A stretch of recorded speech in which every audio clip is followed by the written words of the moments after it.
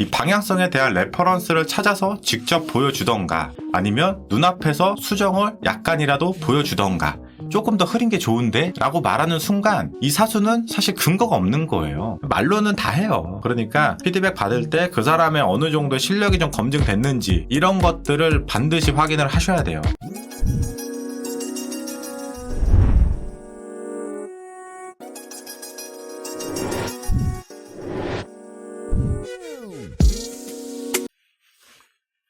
안녕하세요 시청자 구독자 여러분들, 디자이너 마디아입니다.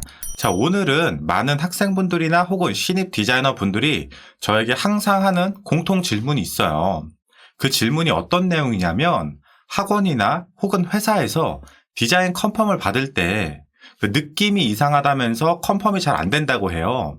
근데 도대체 그 느낌이라는 게 뭘 말하는 것인지 잘 모르겠다고 항상 하십니다.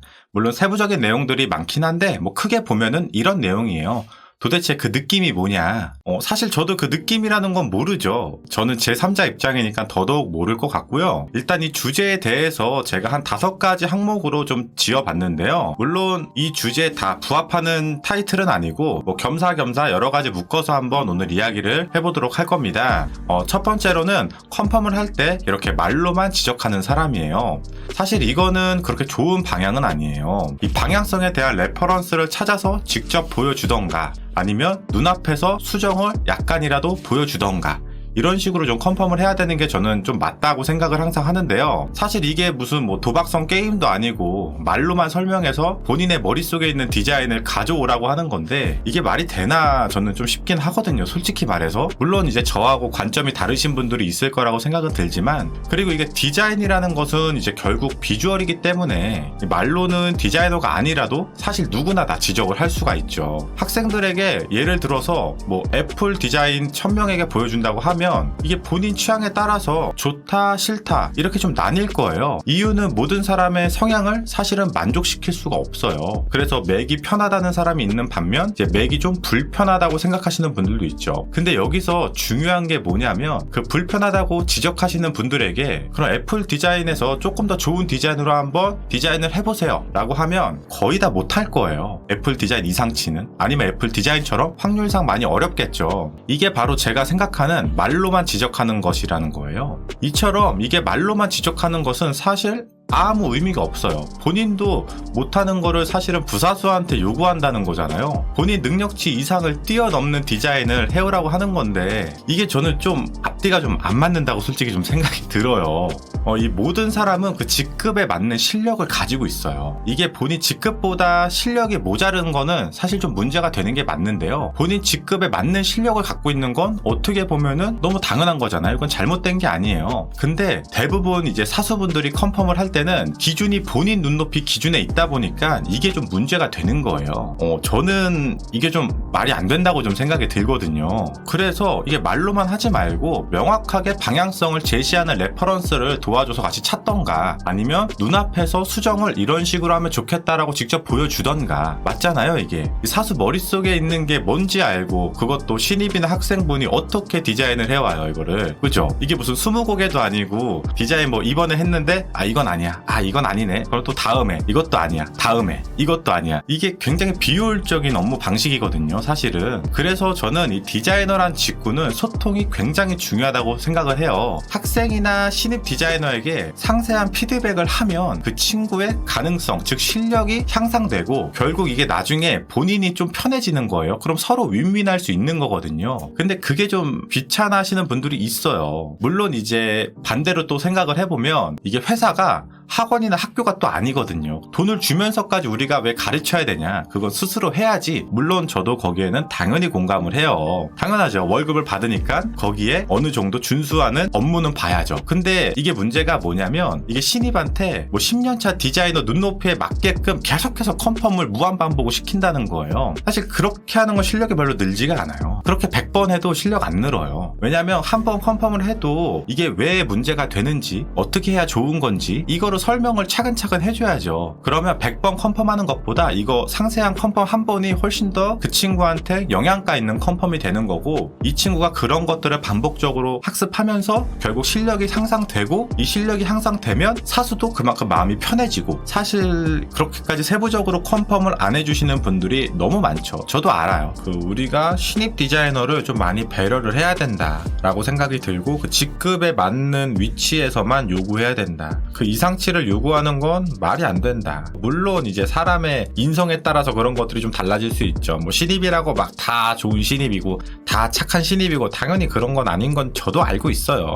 뭐 바로 왔다 며칠하고 도망가고 막 이런 사람 있는 거 다 알고 있는데, 뭐 어찌 됐던 전반적으로 열심히 할 신입이 있다면 그 신입은 확실히 키워주는 게 저는 맞다고 생각이 들어요. 힘든 건 어쩔 수 없죠. 어떻게 편한 피드백이 어딨나요, 그죠? 어차피 똑같이 힘든데 내가 성장하는 힘듦이냐 아니냐가 중요한 거죠. 근데 회사가 학교도 아니고 어디까지 도와주고 어디까지 설명하고 하나하나 알려줄 수는 없으니 그것도 당연히 맞는 말이에요. 저도 그 생각 당연히 갖고 있어요. 그게 있어. 알려줘도 말을 안 듣는 친구들이 있거든요. 그 친구는 사실 좀 문제가 있는 거지. 한두 번에 잘할 수는 없는 건 당연한 건데 10번을 알려줬는데도 못하는 건 문제가 되는 거예요. 그거는 습관성이야, 습관성. 똑같은 실수 10번 하는 건 좀 문제 아니에요? 그거는 사실 그 사람의 문제인 거지. 그리고 두 번째로는 이 근거 없이 지적을 하는 사람들이 있어요. 이 모든 디자인에는 어느 정도 근거가 있어야 돼요. 물론 이 디자인이라는 게, 느낌이라는 게 굉장히 중요한 건 저도 뭐 알고 있지만, 그래도 근거를 이론적으로 풀어낼 수 있는 부분은 당연히 근거가 바탕이 돼야 된다고 생각하거든요. 근데 이게 이제 아무 근거 없이 본인 마음에 안 든다고 해서 컨펌을 안 해주는 거는 좀 문제가 되는 거예요. 예를 들어서 우리가 라인 하나를 그어도 이 그룹 간의 구분점을 잡기 위해서 라인을 한번 써주는 게 좋지 않을까? 이렇게 컨펌을 해주는 거랑 내가 볼 때는 라인 들어간 게 더 좋지 않나? 이거랑은 정말 하늘과 땅 차이예요. 단순 라인을 하나 넣고 빼고의 문제가 이렇게 어떻게 해서 라인이 들어가는지 설명을 해줘야 된다고요. 이 친구들이 못해서 그런 게 아니라 경험이 없으니까, 뭐 학습을 제대로 못 해봤잖아요. 근데 이런 것들을 왜 이것도 몰라? 당연한 거 아니야? 이렇게 생각할 수 있는데, 잘 생각해보면 제가 신입 때도 저도 몰랐어요. 대부분의 신입이 경험이 없으면 모르지 않을까? 근데 물론 요즘에는 제가 신입 때보다야 이제 디자인에 대해서 학교에서도 조금 더 전문성을 가지고 배우는 건 알고 있어요.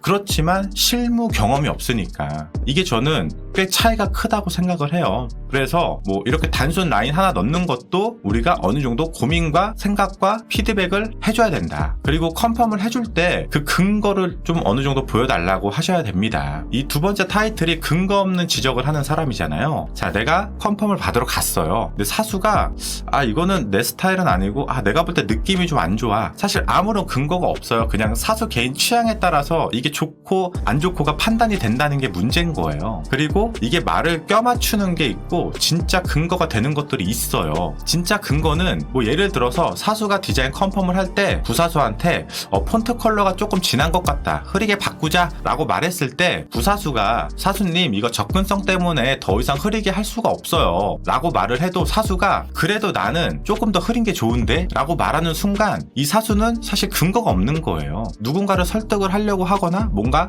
이론적으로 내 디자인을 설명을 할 때는 사실 부사수가 말하는 근거가 훨씬 더 힘이 강하죠. 그럴 수밖에 없죠. 접근성 때문에 어쩔 수 없이 더 흐리게 폰트를 쓸 수가 없어요 라고 이렇게 정확하게 예시를 가지고 그대로 설명을 하는 거예요. 근데 사수는 이 톤 자체가 내 스타일이 아니니까 나는 더 흐리게 하는 게 좋다라고 말하는 거니까 전혀 논리력이 없죠. 앞뒤가 안 맞는 거죠. 이런 내용을 보면 사실은 사수보다는 부사수 쪽의 말이 훨씬 더 누군가를 설득하기에 좋은 논리 구조를 갖고 있는 거예요. 나는 이게 훨씬 편하던데 이게 더 좋지 않아? 이러면서 그러면 찾아봐요.